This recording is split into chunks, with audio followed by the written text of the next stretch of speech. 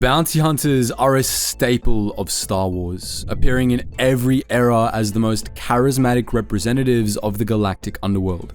From Boba Fett to Cad Bane to Calo Nord, Star Wars has so many badass bounty hunter characters to choose from. But as you might expect from generally antisocial types who kill as part of their jobs, bounty hunters didn't always get along. While most answered to the Bounty Hunters Guild and were thus kept in check by its laws, on a few occasions, disagreements or even wars broke out between the bounty hunters, often leading to plenty of chaos and bloodshed. In this video, we're going to be taking a look at these bounty hunter wars, as well as exploring the structure and nature of the Bounty Hunters Guild.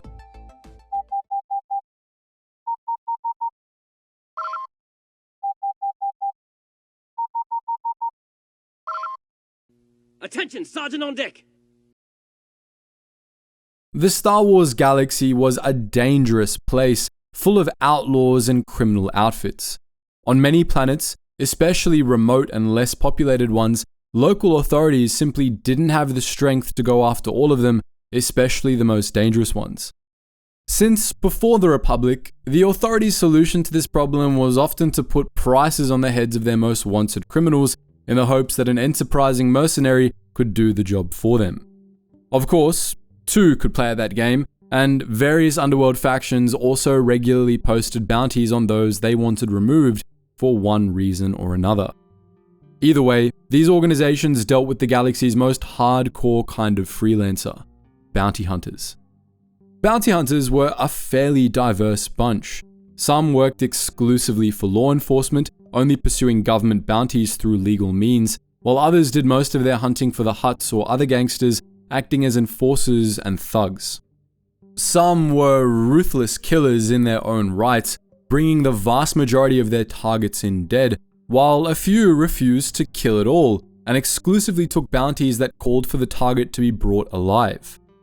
Many bounty hunters doubled as freelance mercenaries, bodyguards, or enforcers, and most were highly skilled in various forms of combat. But all bounty hunters had a few commonalities. They all had an assortment of skills that helped them track down and subdue their targets. They were all combat trained and equipped with a variety of gear, and they all came with a price. Bounty hunters had a reputation for being anti-social loners, and while this wasn't universally true, most hunters worked alone or in tight-knit groups, and they often didn't get along with one another. But all but the most reclusive of hunters acknowledged that teamwork often made jobs easier, and some level of collaboration was necessary to prevent multiple hunters working in parallel on the same contracts and other such issues. To that end, bounty hunters began to group up into various alliances and syndicates, and these eventually came together to form the Bounty Hunters Guild.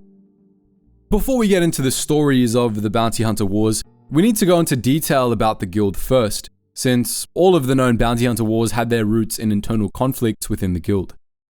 The first iteration of the guild was little more than a social club for Trandoshan hunters, but it steadily grew into a galaxy-spanning organization that most bounty hunters were members of.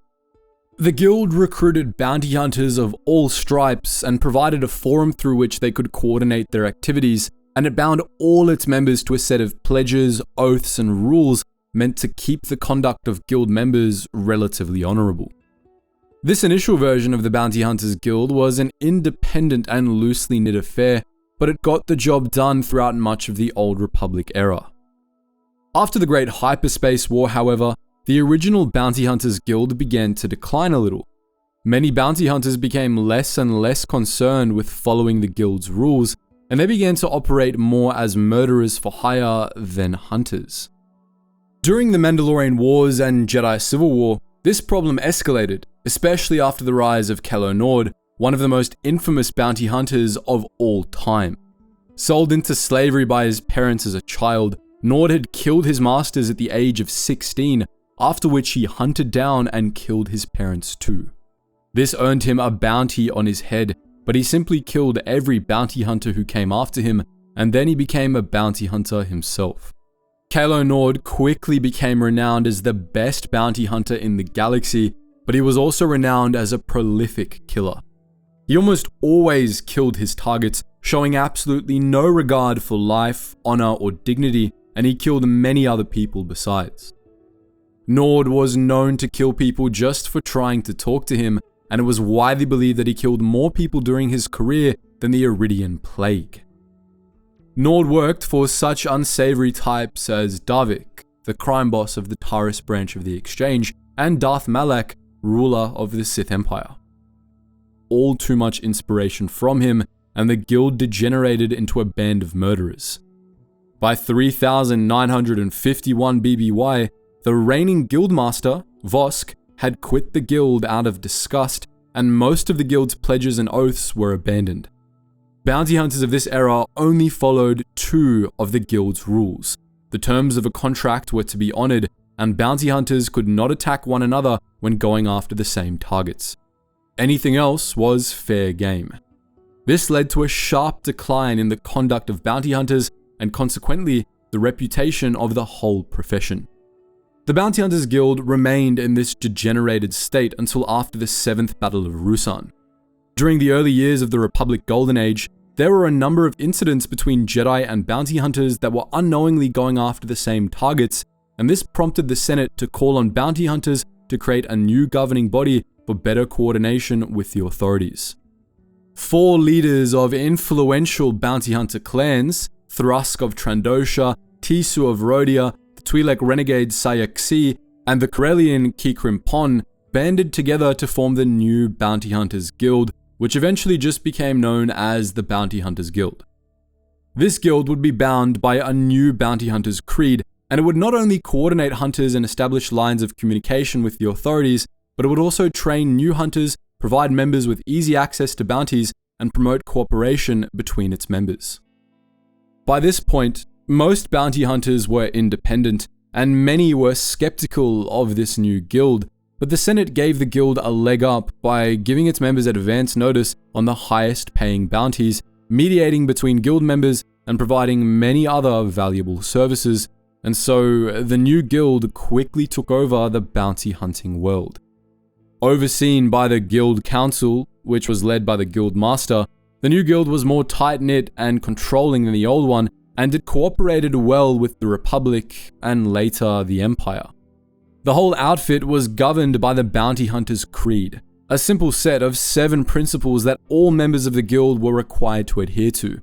These tenets were: no bounty is worth dying for. People don't have bounties, only acquisitions have bounties. Capture by design, kill by necessity. No hunter shall slay another hunter. No hunter shall interfere with another's hunt. In the hunt, one captures or kills, never both. No hunter shall refuse aid to another hunter. Interpretation of these rules varied, and they were more like guidelines than laws, but the guild still reserved the right to punish members for violating them. Usually, this was done by having the accused and their accuser meet face to face before a jury of their fellow hunters who would determine whether the accused was guilty. Penalties varied from expulsion from the guild to personal combat with the accuser, depending on the violation. The Bounty Hunters Guild aimed to recruit as many bounty hunters as possible, but it maintained a few barriers to entry to ensure that its hunters were of a certain quality. Candidates had to be sponsored by an existing member of the guild, they had to pay a 750 credit evaluation fee, they needed to have a record of at least 5 confirmed captures, with a combined payout exceeding 20,000 credits, and they needed to survive an initiation test. The content of this test varied. Some recruits had to survive a fight with the Guildmaster, while during the time of the Empire, the Sereno chapter of the guild began using the box, designed during the Clone Wars by the mad inventor Moralo Ival, to weed out the weak among its recruits. Hunters that joined the guild had to pay 2,000 credits in annual dues, plus a percentage of every bounty they cashed in. But the guild made up for it with the services it offered. Guild contractors handed out bounties to its members, and it provided mechanic services, equipment lodging, training, and all sorts of other benefits to members. They also took care of the hunters' paperwork, which was important. Bounty hunters had to be registered and get permits with the government to take government bounties, after all, and membership in the guild went a long way toward expediting that process. The Bounty Hunters Guild also had a number of semi-independent affiliate guilds, syndicates, and chapter houses most of which only operated in specific regions and had their own rules and traditions. Some of these originated as independent organizations that the guild swallowed over the centuries, while others branched out from the guild during expansions. All of these chapters answered to guild leadership, but they did maintain some degree of independence. And before we move on to talking about the wars, we're going to briefly review the most significant affiliates. House Benelek specialized in recruiting hostages or victims of kidnapping, operating throughout the Outer Rim and in parts of the expansion region. It was known for its strong corporate ties, support of the Empire, and for the fact that many of its members had more money than skill. But that's not to say that Benelek's hunters were completely lacking in skill. Many were specialists in hostage negotiation and counterterrorism, and House Benelek did have a good track record when it came to retrievals. House Tresario was formed by former Imperial Navy officers, and it maintained especially strong ties with the Imperial military. It operated throughout Imperial space, though primarily in the core, and its members only took bounties that paid more than 15,000 credits. House Tresario specialized in hunting down pirates, but so long as contracts paid well, they weren't too picky. House Tresario hunters were often favored for Imperial contracts due to their military connections. The Slaver Syndicate, as its name suggests, was an Imperial-era branch of the guild that sold its targets into slavery after capture.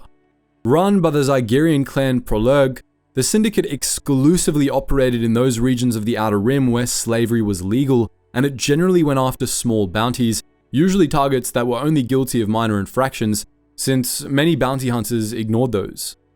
These contracts didn't pay well on their own, but the Syndicate made up for it with the profits from selling their targets, as well as through quantity.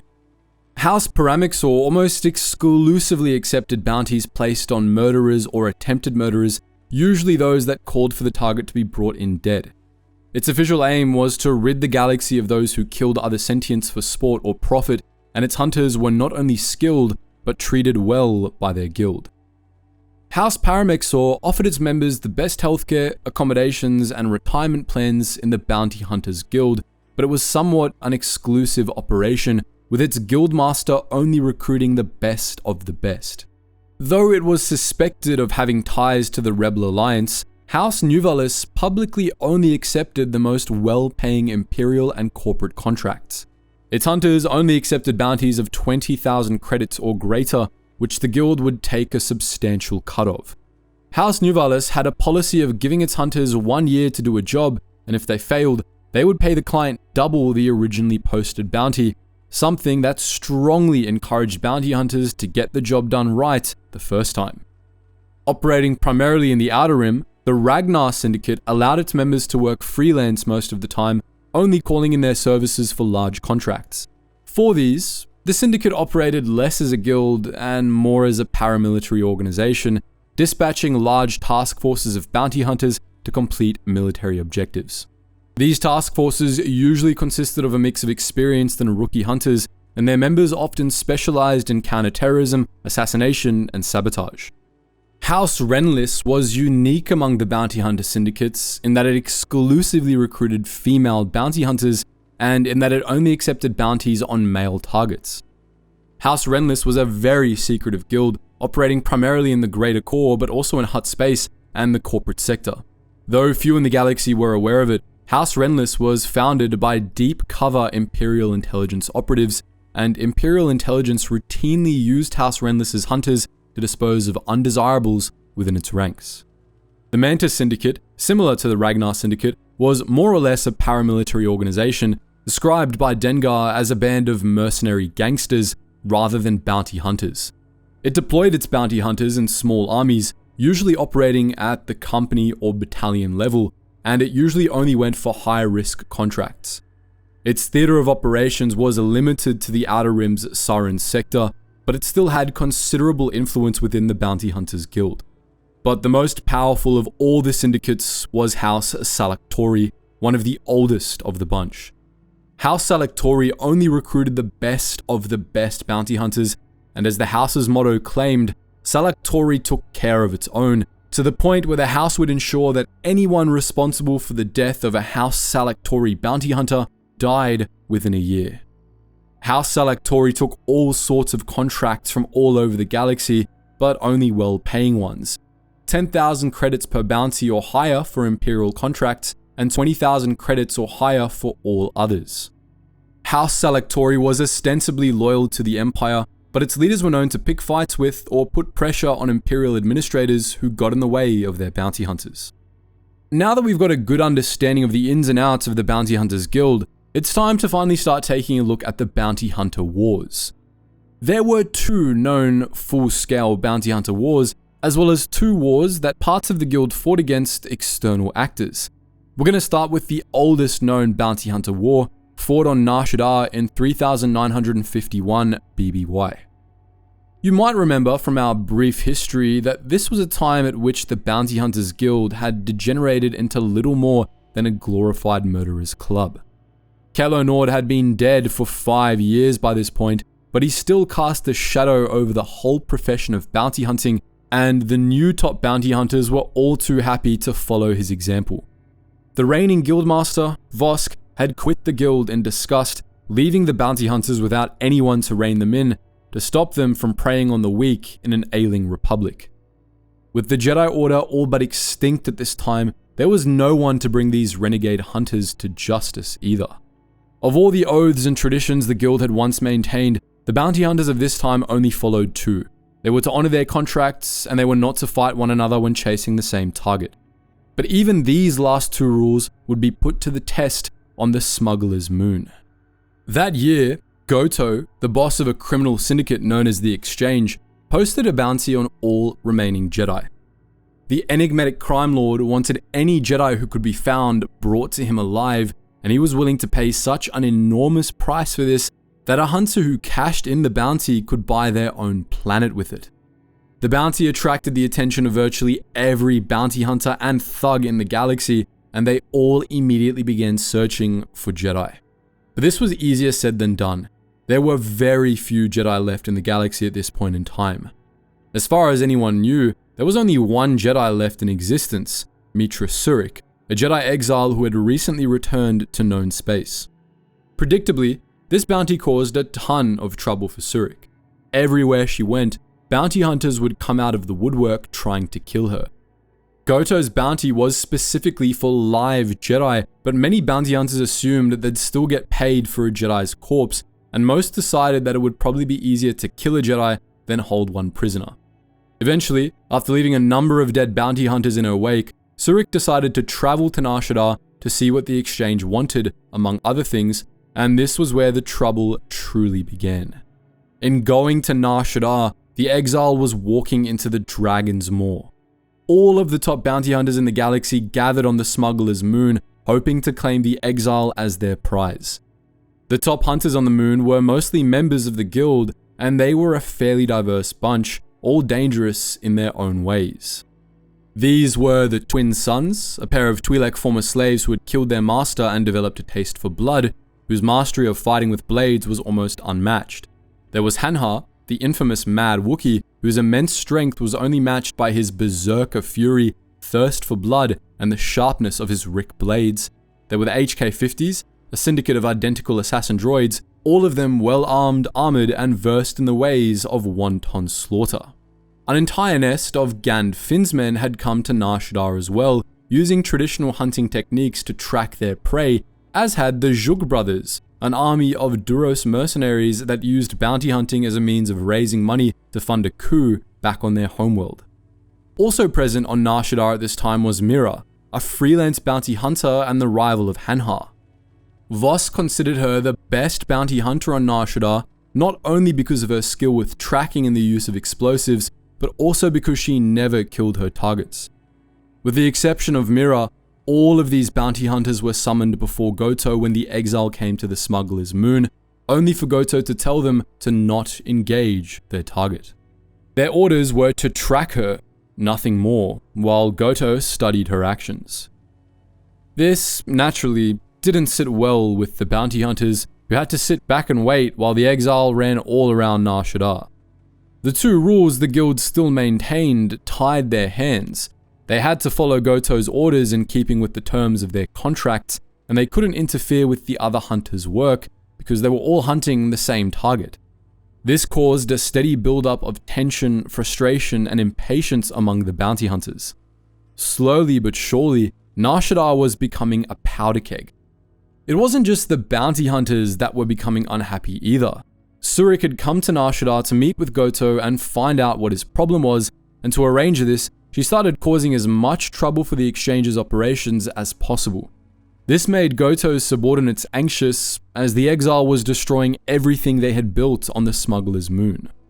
Eventually, one of these subordinates, the sub-boss Viscus, decided to arrange a meeting with Surik, hoping to capture or kill her himself. No bounty hunters needed. But then the bounty hunters heard about this, and they all came to the same conclusion. Goto had double-crossed them, planning to use them to drive the Jedi to Nar Shaddaa before capturing her himself and cheating them out of their bounty. None of the hunters were willing to stand for this. The twin sons and Zhug brothers attacked the exile's companions, hoping to capture them to draw out the exile, and when that didn't work, a full-scale war erupted in the streets of the refugee sector. Amidst the pandemonium, the exile was successfully captured by Goto, but her allies, with the assistance of Mira, were able to fight through the endless waves of bounty hunters and follow her to Goto's yacht. This was easier said than done. Goto's ship was equipped with a cloaking device and darted in and out of Nar Shaddaa's orbital traffic, making it ordinarily impossible to find. But the exile's companions had figured out a way, and once the bounty hunters realized this, they all set out to follow them, seeking to get revenge on Goto for double-crossing them. Some of them boarded Goto's yacht in search of the exile, but she and her allies ultimately escaped, even as other bounty hunters opened fire on the yacht and destroyed it. The Nar Shaddaa bounty hunter war was brief, but it was incredibly destructive. The destruction of Goto's yacht crippled the exchange, and many of the top bounty hunters were killed in the fighting. Hanhar was killed by Mira in Visquis's lair, while the twin sons were killed aboard Goto's yacht.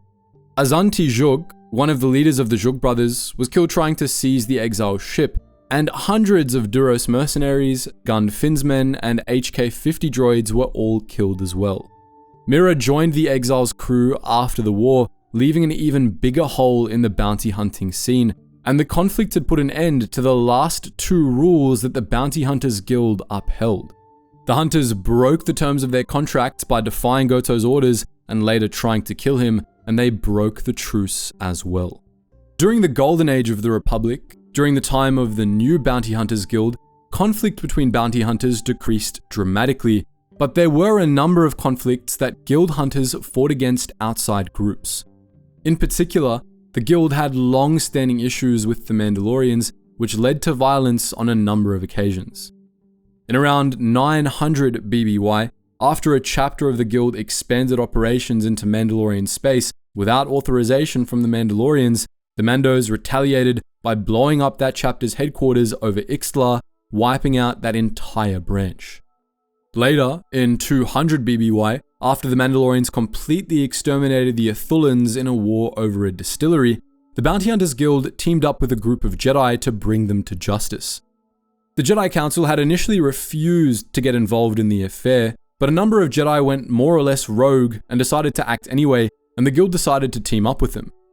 The Jedi and the Bounty Hunters led a surgical strike in Mandalorian space aimed at killing the reigning Mandalore who had ordered the extermination of the Ithulans. The operation was successful. Later, during the Clone Wars, many bounty hunters turned against the Jedi, attracted to support the Separatists due to the high bounties they had posted on the Jedi. The Bounty Hunters Guild refused to post these bounties and remained allied with the Republic, but one chapter of the guild, Crimson Nova, broke with this policy. Crimson Nova's leader at the time, a Fargul named Mika, had a long-standing hatred of the Jedi. Her parents were drug dealers, and when the Jedi came to shut down their operation, they decided to die in a shootout instead of surrender.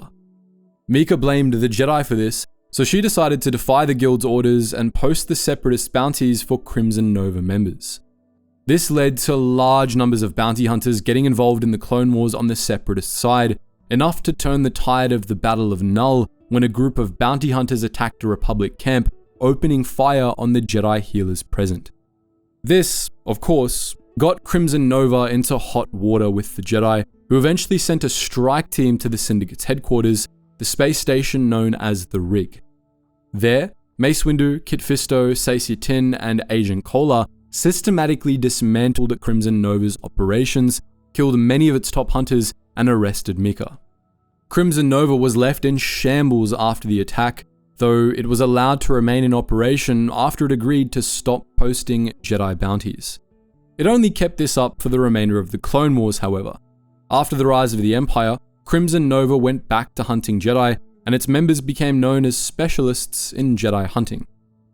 The rise of the Empire was generally profitable for the Bounty Hunters Guild, which worked with the Empire regularly and no longer had to worry about competition with the Jedi.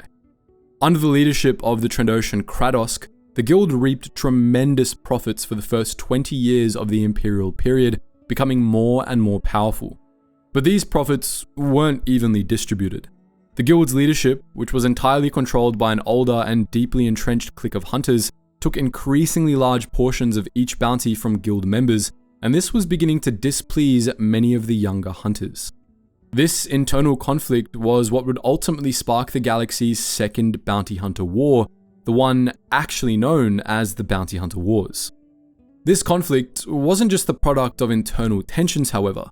Those tensions were stoked by powerful figures within the Empire. Prince Xizor, one of the wealthiest people in the galaxy and the leader of the Black Sun, was wary of the Guild's growing power, and around the time of the Battle of Yavin, he urged Emperor Palpatine, with whom he was close friends, that the Guild was becoming a threat to the Empire. Xizor suggested the Emperor destroy the Guild, and Palpatine thought that was a great idea. Through an intermediary, he enlisted Boba Fett to ensure the Guild's destruction, and the plot kicked off in one ABY. Fett, then the top bounty hunter in the galaxy, had never been a member of the Bounty Hunters Guild. In fact, Fett had a deep dislike of the Guild, looking down on its laws and despising the idea of giving guildmasters a cut of his profits. This was something Fett had in common with the previous two hunters to be considered the galaxy's best, Cad Bane and Jango Fett, and it was something that bothered Kradosk and the Guild's leadership. They felt that it painted the Guild in a bad light, that the best bounty hunters refused to be members, and so they'd been attempting to recruit Boba Fett for some time. In one ABY, Fett finally acquiesced and became a Guild member, but only as part of the Emperor's plot to destroy the Guild. Shortly after Fett joined the Guild, he and many of the Guild's top hunters, including Kradosk's son Bosk, went on a mission to Circumtor, which quickly turned sideways. One of the hunters was killed, but the mission was ultimately completed, contrary to Kradosk's plans. He had designed the mission in the hopes that it would get Fett and his allies, particularly his son Bosk, killed.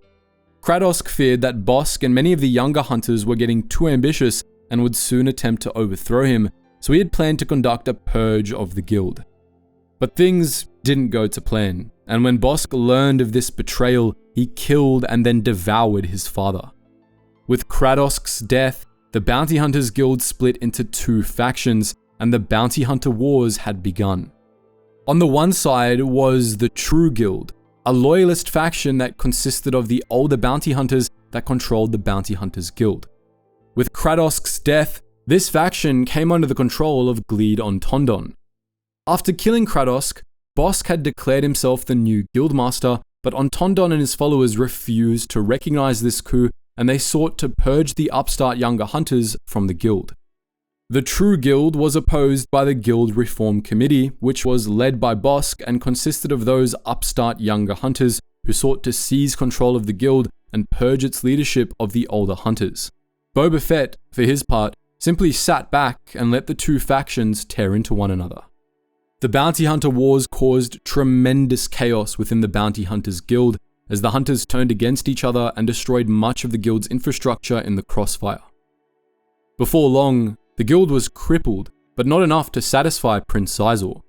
He approached Palpatine with a new plan, this time to place an enormous bounty on the head of a renegade stormtrooper who, supposedly, had murdered the crew of an entire Star Destroyer before defecting. This bounty was intended to produce the same results that the bounty on Mitra Surik had during the Dark Wars millennia before it. It was meant to attract all the remaining high-profile bounty hunters and get them to compete for the bounty in the hopes that they would kill each other off.